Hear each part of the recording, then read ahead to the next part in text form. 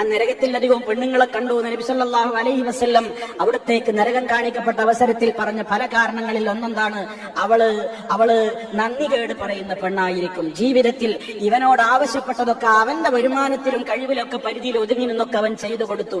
ഒരു ദിവസം അവൾ ആവശ്യപ്പെട്ടതെന്തോ ഈ സാധുവിന് സാധിച്ചില്ല, അയാൾക്ക് കഴിഞ്ഞില്ല.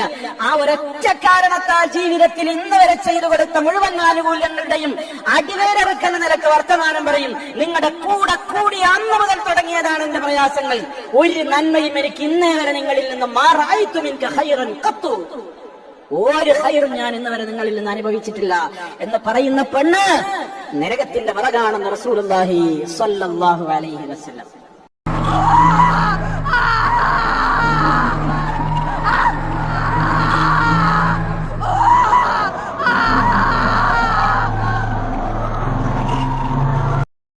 അപ്പൊ കിട്ടിയതിൽ തൃപ്തിയടയുന്ന സംതൃപ്തിയടയുന്ന ഒരു മനസ്സാണ് ഒരു നല്ല പെണ്ണിന് വേണ്ടത്.